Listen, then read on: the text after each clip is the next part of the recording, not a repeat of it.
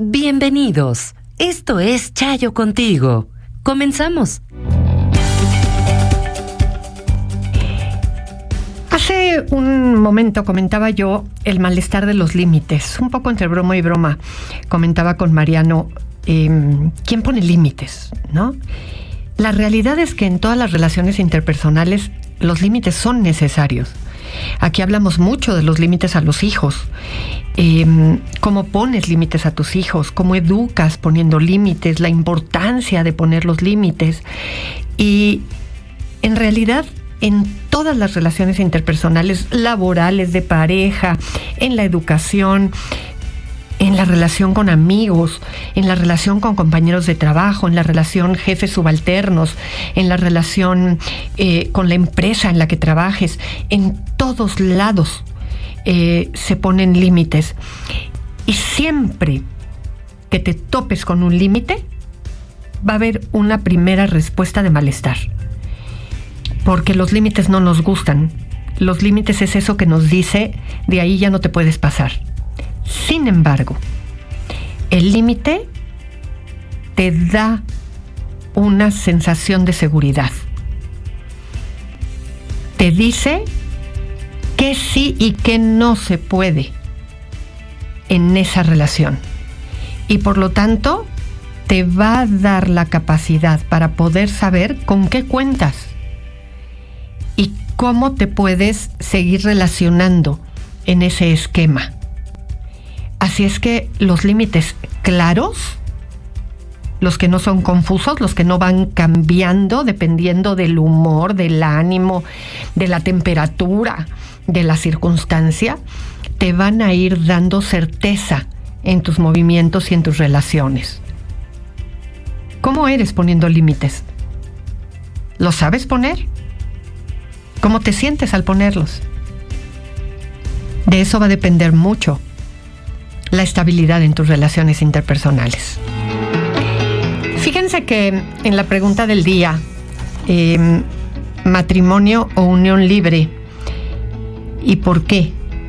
Que puse hoy en las redes, ha habido un poco respuestas de todo, pero en su inmensa mayoría, fíjense que muchos han compartido que no ven diferencia, porque en donde en realidad ponen el acento es en el compromiso de la relación.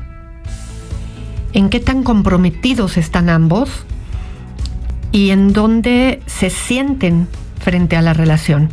Ya después algunos lo colocan en términos de algunos sí por el matrimonio, por lo menos en nuestro país, algunos otros porque el matrimonio da una sensación de protección, algunos incluso por alguna preferencia religiosa, otros de plano dicen ninguno, mejor cada quien en su casita. Pero lo cierto es que sí hay un tema mayoritario puesto en claramente en esta sensación directa y personal de lo que importa es el compromiso que cada una de las partes tiene establecida con respecto a la relación. Y sin duda alguna, ese es el fundamento. Lo demás pareciera ser las formas. Soy mamá de 3 hijos, 2 de ellos adolescentes y un niño con discapacidad de 13 años. Vivo separada del papá de mis hijos. Bueno, no del todo, ya que viene semana 2 o 3 días. El problema aquí es que mis hijos grandes se pelean a diario. El mediano de ellos se molesta porque su hermano, el mayor, no me obedece. Y ese es el problema de siempre. Su papá me culpa de eso y yo salgo regañada porque me culpa de todo. Me desespera esta situación. Gracias. Cuando hay una desorganización familiar como la que tú me estás planteando, uno necesita siempre preguntarse por dónde empieza la parte caótica. Y parece que hay una falta de límites en todos los sentidos. Ni acaba quedando perfectamente estructurada cómo está la situación de pareja. Parece que tu esposo puede venir y salir de casa cuando quiera. Tienes una situación con tus hijos en donde claramente no hay un manejo de límites apropiado con tu hijo el grande. Tú misma reconoces que tu hijo el grande no obedece. El segundo se molesta porque el grande no te obedece y entonces trata de intervenir el mediano porque el grande no obedece y entonces hay conflicto entre ellos. Tienes un tercer hijo con una discapacidad, no sé de qué tipo, porque hay muchos diferentes tipos de discapacidades.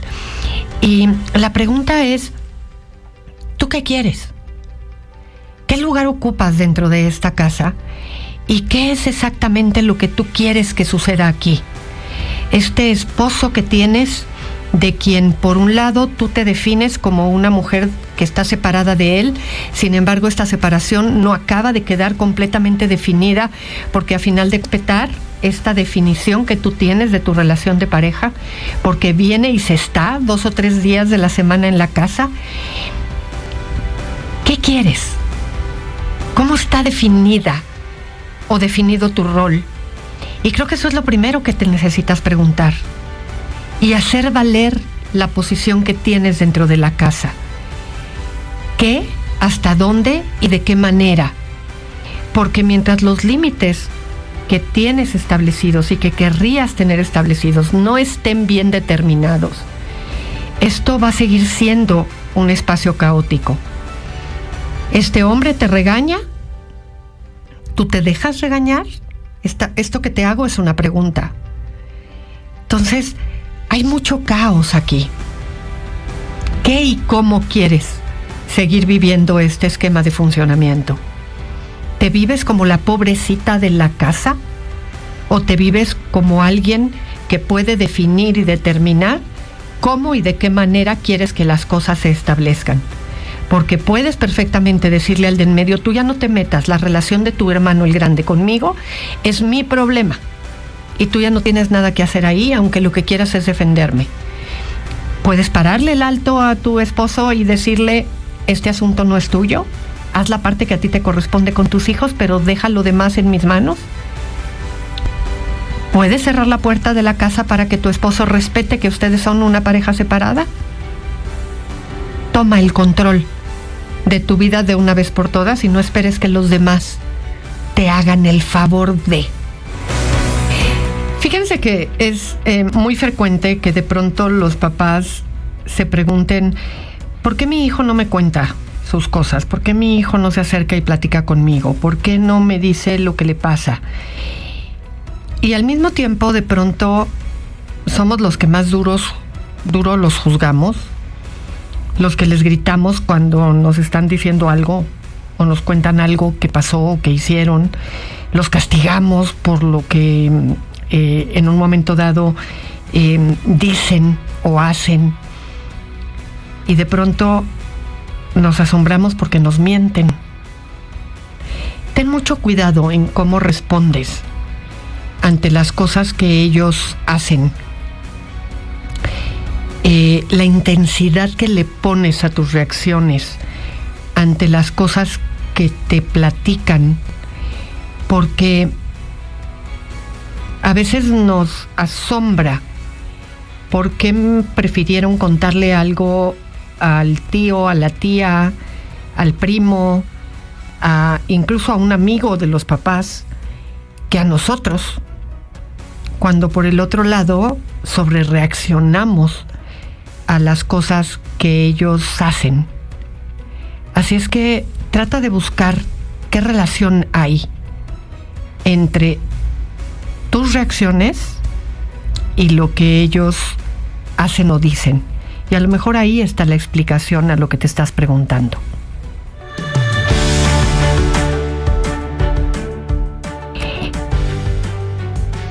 Un niño de 4 años puede sufrir incontinencia urinaria o puede ser algún problema emocional que provoque que llegue a orinar a veces.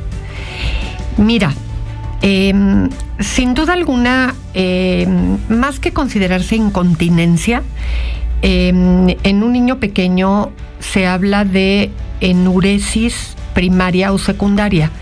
La primaria es cuando nunca logró controlar, desde que era chiquito, desde que era bebé y no controlaba, por obvias razones, por ser un bebé, y no aprendió a controlar nunca. Y la enuresis secundaria es cuando logró aprender a controlar y de pronto perdió el control otra vez sobre su orina. Y siempre hay que revisar, primero que nada, con el pediatra, si no hay algún problema fisiológico, algún problema con su vejiga que esté dando lugar a alguna situación en donde no esté logrando el control que ya o había logrado o no lo había logrado. Cuando se descarta algún problema de tipo fisiológico, biológico, entonces lo que tenemos que revisar es el contexto. ¿Qué es lo que pasa alrededor de la vida de este pequeñito que no está logrando el aprendizaje? Porque en su proceso madurativo, los niños solitos empiezan a requerir su naturaleza, solito busca ya controlar y estar secos, digamos, y querer ir a imitar incluso el comportamiento adulto y querer ir a hacer pipí al baño. Ya les empieza a estorbar el pañal y empiezan a querer usar el calzoncito. El tema es, puede haber temas emocionales, temas de ansiedad que pudieran ir generando alguna circunstancia de estas. A veces es un evento traumático externo, algo que sucede en la vida del niño, que da lugar a que el pequeño, que ya había controlado, empiece a perder el control, y entonces necesitamos revisar en la escuela, en la familia, en los padres, en la vida en general del pequeño, qué puede estar dando lugar a esta situación. Y una vez que detectamos la problemática, atacarla para darle una resolución. Pero lo esperado es que todo niño ya a los 4 años logre no hacerse pipí ni en el día ni en la noche y pueda ir al baño y hacer pipí en donde debe hacerlo. Fíjense que en las familias, sin duda alguna, la responsabilidad mayor siempre la van a tener los padres. Sin embargo, al interior de la familia, y estoy hablando de la familia nuclear, que tradicionalmente está formada por papá, mamá y la cantidad de hijos que se tengan. Especifico lo de tradicional porque, no importando cómo esté configurada tu familia, de todas maneras corresponde a lo que voy a comentar. Es decir, si tu familia es una familia homoparental, si tu familia es una familia de un padre o una madre soltera, si en tu familia es de cualquier tipo de distribución de familia actual, de todas maneras, esto que voy a decir aplica, ¿de acuerdo? Hay una multiplicidad de interacciones al interior. Es decir, papá y cada uno de los hijos, mamá, cada uno de los hijos entre sí hacen relaciones distintas. La mayor responsabilidad la tienen estos adultos, que son los encargados de cuidar y supervisar las diferentes interacciones. Pero eso no quiere decir que ellos tienen una vista absoluta y totalitaria de todo lo que sucede. Y a veces están pasando cosas en las relaciones entre los hermanos que los papás no alcanzan a ver por completo. Y tienen que estar conscientes de eso. Por lo tanto, cuando toman decisiones alrededor de lo que sucede al interior de la casa, tienen que saber que a veces no alcanzan a ver cosas que suceden entre los hermanos. Y por lo tanto, cuando entre un hermano y otro están pasando cosas a espaldas de la vista de esta mamá, por poner un ejemplo, tienen que poderle preguntar a este hermano, ok, ¿por qué actúas así en función de tu hermano cuando te pido que hagas esto? y me dices que no, en lugar de dar por sentado y obligar al hermano a hacer determinadas cosas. Porque hay situaciones que se vuelven puntos ciegos para los papás. Y no por ser los papás, dominan todo lo que sucede al interior de la casa. Entonces, aprendan a comunicarse con los hijos y a no imponer cosas nada más porque yo soy tu papá y yo lo sé todo. Porque no es verdad. Abran la conversación a aquellos puntos ciegos que no alcanzan a ver. No den por sentado que dominan todo lo que sucede. Mi hija de 14 años está consumiendo el Vibe. Ella tiene una autoestima muy baja y no tiene carácter. Creo que se metió en eso por pertenecer. Es una mujercita con buenas calificaciones y obedientes, pero no consigue tener amigos. A ver, aquí hay que intervenir de dos maneras diferentes. Una, primero, evidentemente hay que retirarlo. Hay que decirle que eso no está permitido y que cuantas veces le encuentres uno, pues eso se va a ir al bote de la basura, se va a confiscar, que eso no se puede y que en casa no está permitido. Pero por el otro lado, hay que tener una conversación en donde se platique con ella acerca de qué la llevó a eso, qué piensa de eso, qué le atrae de eso, cómo percibe ella a los chicos, a las chicas que lo utilizan, qué lo vuelve atractivo. Y como siempre lo hablamos aquí en el programa, hay que ampliar el contexto y pensar, ¿este problema de no tener amigos lo tiene desde niña? ¿Cuál ha sido el contexto familiar siempre? ¿Es algo que apareció a partir de su adolescencia o es algo que viene desde que ella era una niña? ¿Cuál ha sido su historia familiar? ¿Qué pasa con la relación en casa, con los padres? ¿Tiene hermanos? ¿De dónde ha venido esta sensación de baja autoestima? ¿Por qué? ¿Por qué se define la personalidad de ella como la de una chica de baja autoestima? ¿Y a qué se refieren o a qué te refieres tú cuando me dices en esta descripción que no tiene carácter? Cuando tiene que tomar una determinación, una decisión, cuando tiene que elegir algo, ¿cómo es rescatada por ustedes en casa para que lo decida? ¿Cuál ha sido su historia? ¿Se le protege? ¿Confías en ella para que tome estas determinaciones? Porque a veces justo hay una sobreprotección en esto. ¿Qué definen desde la escuela? Los maestros que te dicen.